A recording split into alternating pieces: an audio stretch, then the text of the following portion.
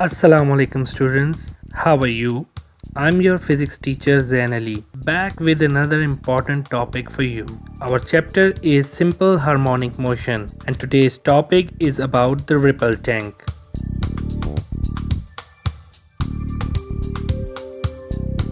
But before we start, let's recall the previous topic. So what was our topic? Yes, we were studying about the wave. Do you remember what is wave? What is wave?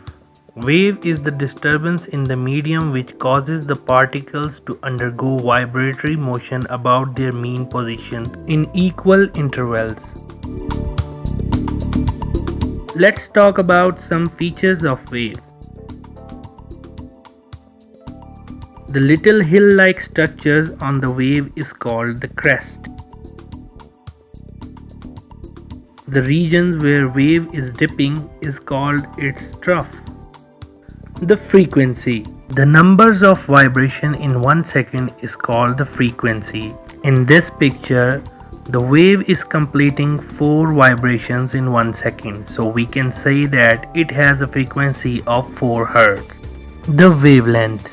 Distance between two crests or two troughs is called the wavelength. It is denoted by lambda. The wave speed. The product of wavelength and frequency can give us the speed of the wave. The formula for the speed of wave is V is equals to lambda f. Let's solve a simple problem. A wave moves on a slinky with a frequency of 4 Hz and the wavelength of the wave is 0.4 meters. Find the speed of the wave. We will use the formula for the speed of the wave. We will multiply the wavelength with the frequency and we can have the answer 1.6 meters per second. Now we will start our today's topic, which is about the ripple tank. So what is a ripple tank? Ripple tank is a device to produce waves and to study their characteristics. The ripple tank has 4 legs along with a water tank, a bulb, a screen and an oscillating pedal. Now, by switching on the oscillation pedal, we can study the different characteristics of waves like reflection, refraction, and diffraction. Reflection of waves. When waves moving in one medium fall on the surface of another medium, they bounce back into the first medium, such as the angle of incidence will be equal to the angle of reflection.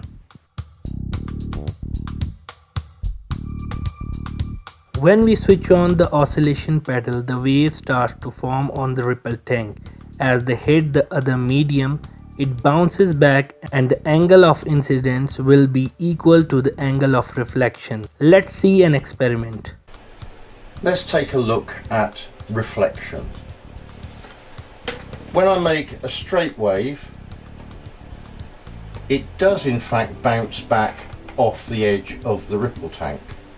But to see this a little bit more clearly, it's better if we can put up something in the way. What I've got are a couple of little barriers and I'm going to place these in the water.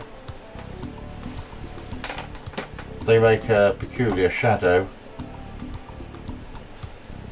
and if I now send a wave towards this barrier, we can see that it bounces back. So a straight wave going into a straight barrier, then it comes back exactly the same direction it went in. So it goes in, bounces, comes back. But what would happen if it's a knot at 180 degrees to it? But this barrier now is at an angle. So I've moved this to have a particular angle, and instead of the wave coming back at the source, it's coming off at a different angle. Now see, the angle of incidence is equal to the angle of reflection. Now we have the complete understanding of the reflection of the waves. Let's move on to the refraction of waves. When wave from one medium enters another medium at some angle, its direction of travel changes. To see the refraction of wave, we will dip a glass inside the ripple tank to make a deep and shallow medium. When the wave enters the shallow medium that has less molecules, the wave will start to bend. Let's see another experiment. Angle. I can also show refraction of that wave as it hits a shallow depth of water. So I'm wanting to use my rectangular prism now, and I need to get that just below the surface of the water. So I push it down, and if the water doesn't cover the surface immediately, just draw the water over the surface, just like that. Right. Now when I turn the motor on, I can actually see the waves coming forward, hitting that prism, and then refracting around the edges and going over the prism. I can then turn it at an angle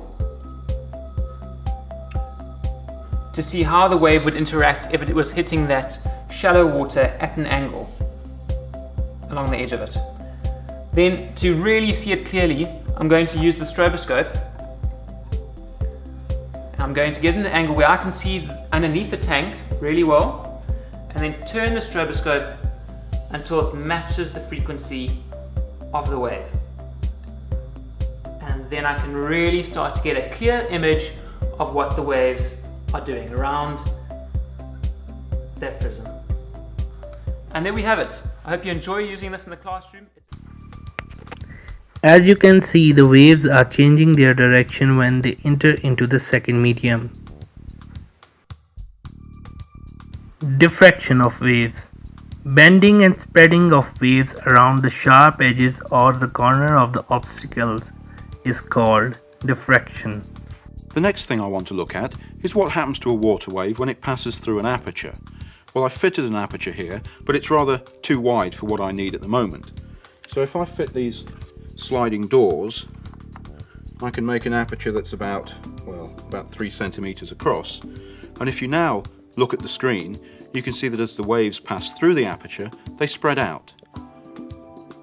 This spreading out of a wave as it passes through an aperture is known as diffraction, and it's a property of all types of waves. So what do you think controls how much the wave spreads out? Well, one possibility is the width of the aperture. And what do you think would happen if I made the aperture smaller?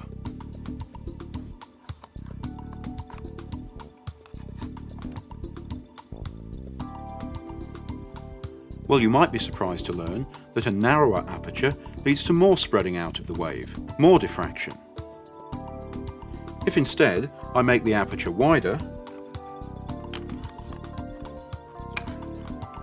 then after it's settled down, you can see that the wave becomes less spread out. The diffraction is less pronounced. And if I were to make the aperture very wide indeed, then there'd be hardly any diffraction. Well, I'm now going to return the aperture to its original width and take a look at the effect of changing the wavelength of the wave. Now remember, I can change the wavelength by altering the frequency of the paddle using this control here. If I make the wavelength longer, you can see that the waves become more spread out beyond the aperture, more diffraction. And if I make the wavelength smaller again, here's where we started, then even shorter wavelength, then there's less diffraction.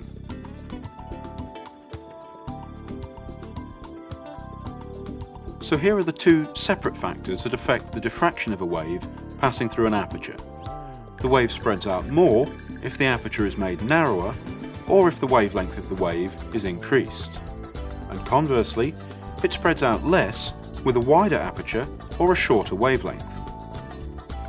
In fact, all kinds of waves, not just water waves, exhibit diffraction at an aperture, as long as the aperture is not too big.